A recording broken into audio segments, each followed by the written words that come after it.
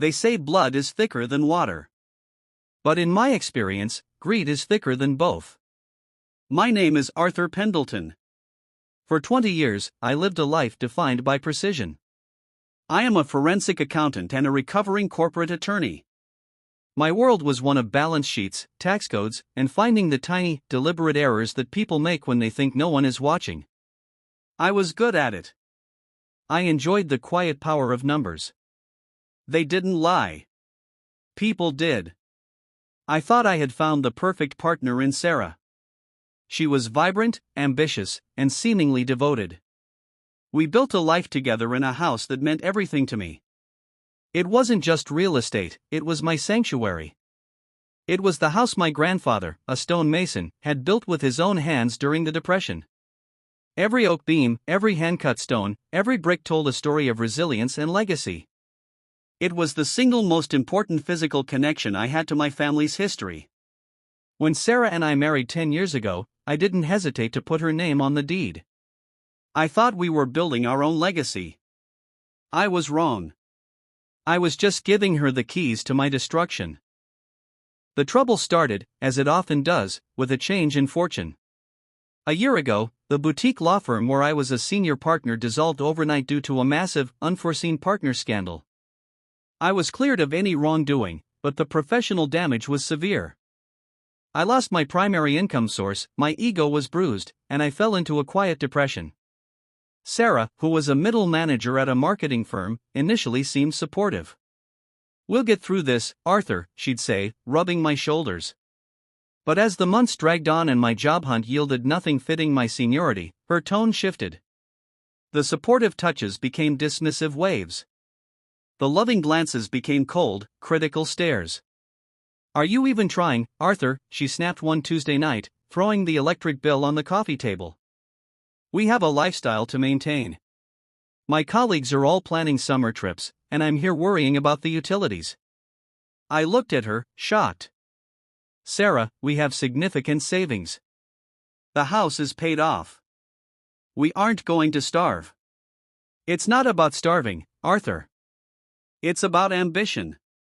It's about not being married to a loser." The word hung in the air, heavy and poisonous. That night, she slept in the guest room. She never came back. A few weeks later, she started working late. A lot late. "New client, Arthur. You wouldn't understand. It takes real work," she'd sneer before rushing out the door. She became possessive of her phone, taking calls in the garden, speaking in hushed, urgent tones. I felt a hollow ache in my chest. I knew something was wrong, but in my depressed state, I blamed myself. I thought I was failing her. I thought I was the problem. Then came Brad. "He's a new contractor at the firm, Arthur," Sarah announced one Saturday morning, barely looking up from her iPad. "He's brilliant. Truly a visionary. And since you're just around, I thought I'd bring him by this afternoon so we can prep for the big pitch on Monday. It's a huge opportunity for me." Brad arrived in a leased, shiny silver BMW that roared up my driveway, a stark contrast to the quiet dignity of my stone home. He was 15 years younger than me, all-cap teeth, fake tan, and aggressive confidence. He shook my hand with a grip that was entirely too firm, looking me up and down as if calculating my net worth. "Arthur. Great to meet the man behind the legend. Sarah talks about you all the time," he lied, his eyes already wandering past me into the foyer. "Love the house. Real potential here. Legacy, Brad." "It has history," I corrected gently. The meeting in our dining room lasted hours. I could hear their laughter echoing through the house, Sarah's high-pitched, girlish giggle, a sound I hadn't heard directed at me in over a year, and Brad's loud, booming guffaw. Every time I walked past, they'd abruptly stop talking, their faces flushed, looking guilty. "Can I get you some coffee?" I asked during one such pause. "We're fine, Arthur," Sarah said quickly, dismissively. "We need focus. Maybe you could go work on your resume or something?" That night, after Brad left, Sarah was distant. When I tried to talk to her about how I felt excluded in my own home, she rolled her eyes. Stop being so insecure, Arthur. It's pathetic. We're working. You should try it. Brad became a permanent fixture. He was there for breakfast briefings, late-night strategy sessions, and weekend workshops. My home was no longer my sanctuary, it was an office for their ambition. And I was the ghost haunting the halls. The final insult came during dinner one evening. Brad was staying, as usual. Sarah had cooked his favorite meal, a complex risotto she'd always refused to make for me because it was too much work. "This house is great, Artie, really great," Brad said, gesturing with his fork. "But it's so old-fashioned. All this dark wood and stone. It needs to be opened up. Modernized. Minimalist, you know? White walls, glass balconies. I have some ideas." Sarah beamed at him. "Oh, Brad. That sounds amazing. You have such a vision." I dropped my fork. It clattered loudly against the china. "Excuse me?" I said, my voice dangerously calm. "This house was built by my grandfather. Not a single stone will be modernized as long as I draw breath." The table went silent. Sarah's eyes narrowed into slits of pure fury. "Arthur. Don't you dare talk to our guests like that. Brad is trying to help us think about our future value. Unlike some people. It's not for sale, Sarah. And it's my future, too." "Is it, Arthur? Is it really?" She stared at me, coldly. Brad cleared his throat, enjoying the drama. "Maybe I should go." "No, Brad. Stay," Sarah ordered. "Arthur is just having another one of his moments." I got up from the table, leaving my risotto untouched. I walked out into the garden, looking at the stone facade of my legacy, and I finally admitted the truth I had been fighting: my marriage was dead. And Sarah was trying to bury me with it. The meeting point arrived on a rainy Tuesday. I was supposed to be in the city for a second interview at a medium-sized accounting firm.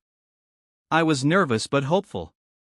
But when I arrived, the receptionist informed me that the hiring manager had been called away on a family emergency and the interview was cancelled. I drove home early, my mood matching the gray, sodden sky. I didn't text Sarah. I wanted to surprise her, perhaps propose that we go out for lunch and try to have a civilized conversation about our relationship. As I pulled into the driveway, my heart stopped. Brad's silver BMW was parked there, right in front of the front door. A cold dread flooded my veins. My forensic brain, trained to analyze anomalies, immediately flagged this. Strategy sessions were never at noon on a Tuesday at our house. I parked my modest sedan behind his flashy car, blocking him in. I walked to the front door, my hand trembling on the key. I didn't want to open it. I knew what I would find. The house was quiet. Too quiet. "Sarah?" I called out, my voice cracking. No answer. I walked toward the stairs. And then I heard it. Laughter. That laughter. Coming from our bedroom. The sound shattered whatever lingering hope I had. I walked up the stairs, each step heavy as a tombstone. I pushed open the master bedroom door. They didn't even see me at first. They were too busy laughing, draped over my grandfather's antique quilt. Brad had his arm around her, whispering something that made her giggle, that terrible, treacherous giggle. "I hope the strategy session is going well," I said. My voice was no longer trembling. It was dead. It was the voice of a man who had lost everything and had nothing left to fear. They both froze. Sarah's face drained of color, turning a pasty white. Brad scrambled backward, trying to cover himself. "Arthur! What are you doing here?" Sarah gasped, her voice shrill with panic. "I live here, Sarah. Remember? This is the legacy we built." I looked at Brad, whose arrogant mask had crumbled into sheer, sniveling terror. "And you want to modernize it with glass balconies? You're not even worth the dust on these stone walls." I didn't yell. I didn't smash anything. I just turned and walked out of the room, down the stairs, and into my study. I locked the door. For an hour, I sat in the darkness, the sounds of their panicked movements echoing from upstairs. Sarah pounded on the door, crying, screaming, pleading. "Arthur, open up. Let me explain. It was a mistake. He means nothing. Please." I didn't move. I didn't answer. The husband who loved her, the man who had tolerated her abuse, the loser she had sneered at, that man was gone. In his place was the forensic accountant. And I was about to audit her life. They left. Brad's car roared out of the driveway, almost hitting mine. Sarah packed a bag and stayed at a friend's house, sending me a barrage of contradictory texts, first apologetic, then furious, then manipulative. I ignored them all. I had work to do. I went into my study and opened my laptop. The depressed fog that had paralyzed me for months vanished, replaced by an intense, cold focus. I didn't need a job interview. I had the most important case of my life. For the next 2 weeks, I became a ghost in my own home. I didn't sleep. I survived on black coffee and the thrill of discovery. I started with our joint accounts. On the surface, everything looked normal. Our savings were untouched, utilities were paid. But I wasn't looking at the surface. I was looking for the trail. I found it in the small details. Sarah had a secondary, personal credit card I'd always assumed was for minor expenses. I pulled 5 years of statements. My heart hardened with every line item. Dinners at 5-star restaurants on nights she was working late. Hotel bookings in nearby cities on weekends she was at conferences. Spa days, luxury clothing purchases, things she had never shared with me. And then, the smoking gun. A series of cash advances, precisely $5,000 each, withdrawn from ATM machines near Brad's office. A total of $30,000 over 6 months. I didn't know what she was paying him for, perhaps his brilliant marketing vision, or maybe just to keep him interested. But I knew how she was paying for it. She was slowly, deliberately funneling money from our combined existence into her private affair. I went deeper. I used my legal and accounting access to run an asset search on Brad. The result was almost comical. Brad wasn't a visionary contractor. He was a fraud. He had 2 failed bankruptcies under his belt, multiple small claims court judgments for unpaid debts, and his leased BMW was currently in default. He was a financial predator, and Sarah was his willing prey. And then I saw the biggest anomaly of all. In the months leading up to my job loss, Sarah had opened a new, private savings account in her name only. Into this account, she had been depositing not only the cash advances but also an extra $2,000 a month from her salary, money she had told me was being used for shared investments. The pattern was undeniable. She hadn't fallen for Brad and then decided to leave me. She had been preparing to dump the loser husband for months, and Brad was just the shiny catalyst. She was building a financial life away from me, all while staying in my legacy home, using my family's history as her safety net. I stared at the spreadsheets, a grin spreading across my face. It was the grin of a hunter who has spotted his prey. They thought I was a beaten man. They had no idea they were dealing with a forensic specialist.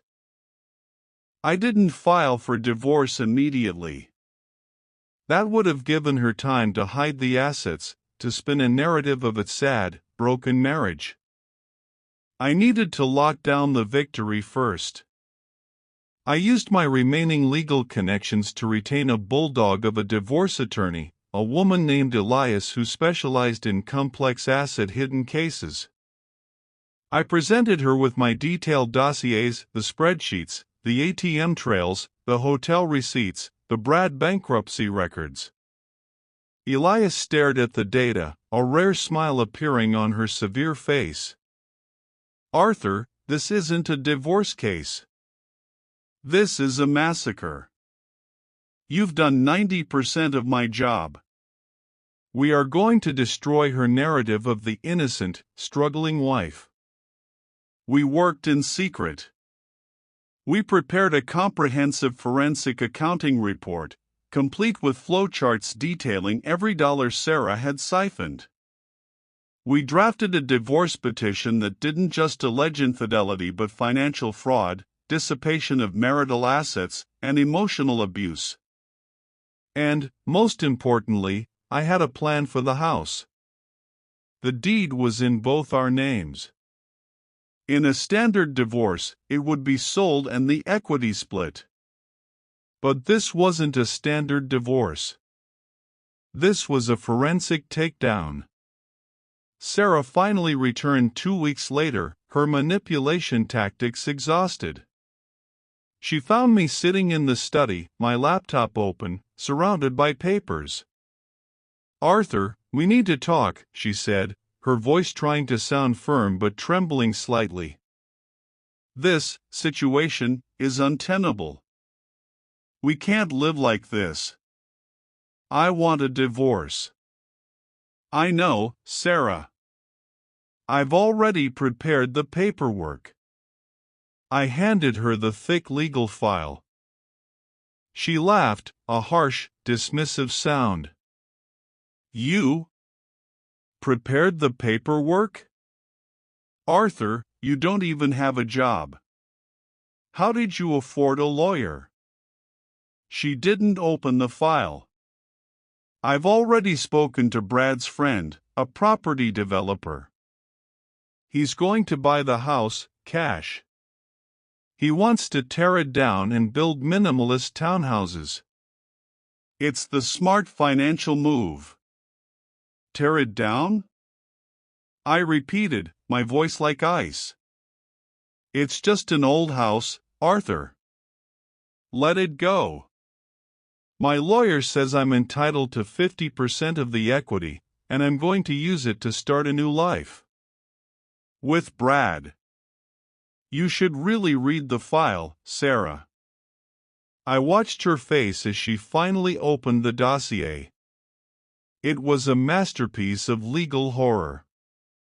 Her eyes widened as she saw the spreadsheets detailing her secret ATM withdrawals. She turned pale as she saw the hotel receipts and the spa bookings. How did you?" she whispered.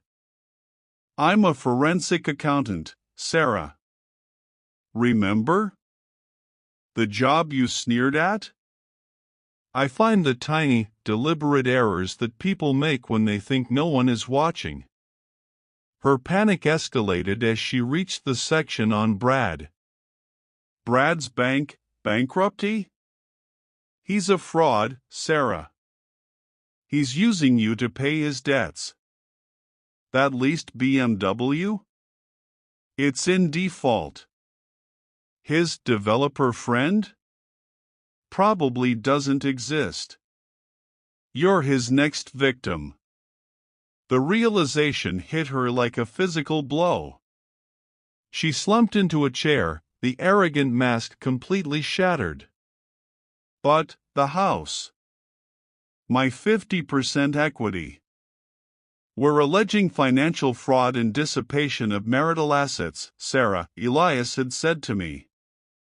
"Under state law, a judge can award a disproportionate share of the marital estate, sometimes 100%, to the innocent party if fraud is proven." "The house is marital property, Sarah," I said coldly.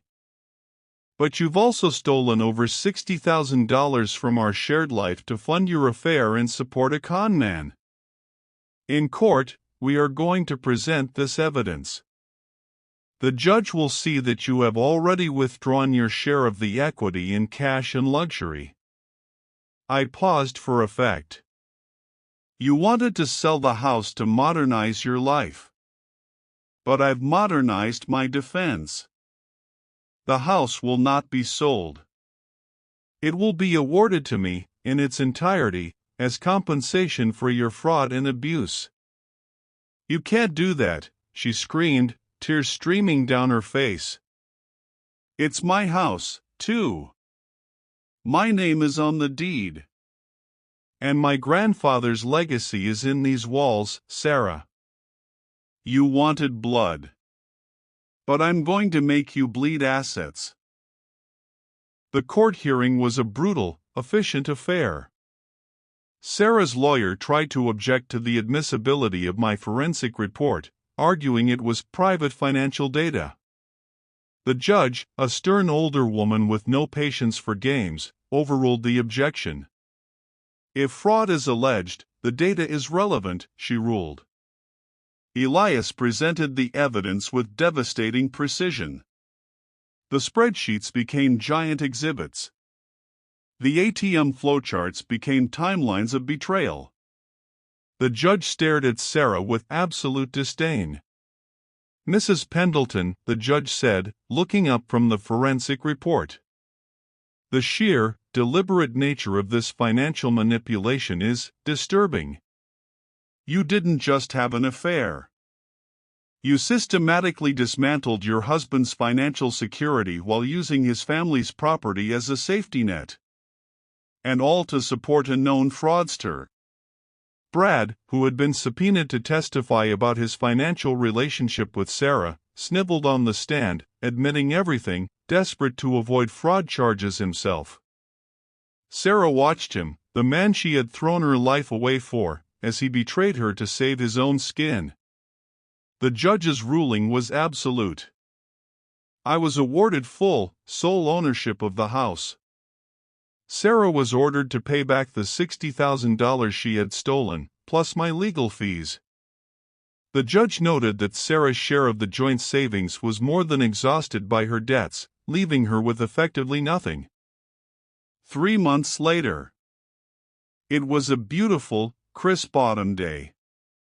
The oak trees around my stone house were ablaze with color. The legacy my grandfather had built stood proud and strong. I stood on the front porch, my arms crossed, a look of quiet triumph on my face. The loser husband, the depressed ghost, that man was gone. The forensic audit hadn't just saved my house, it had saved me. I had regained my confidence, my sense of purpose. I had a new, senior forensic accounting role at a national firm. Numbers were still precise, but I was no longer defined by precision, I was defined by strength. A moving truck was pulling out of the driveway. Sarah was gone. She was renting a tiny, cramped apartment on the wrong side of town, working 2 jobs to pay off the judgment she owed me. Brad, I'd heard, was currently being sued by another victim. Greed had buried them both. I looked at the house. Every oak beam, every hand-cut stone, every brick was mine again. Not just legally, but spiritually. I had defended its history. I had protected its legacy. The final image, a standing man against a clear blue sky, was not just a symbol of revenge. It was a symbol of resilience. It was poetic justice, served up in black and white, precision and strength. Karma didn't just knock, it blew the house down. And I was the one who was standing, to build it back up, stone by single, precious stone.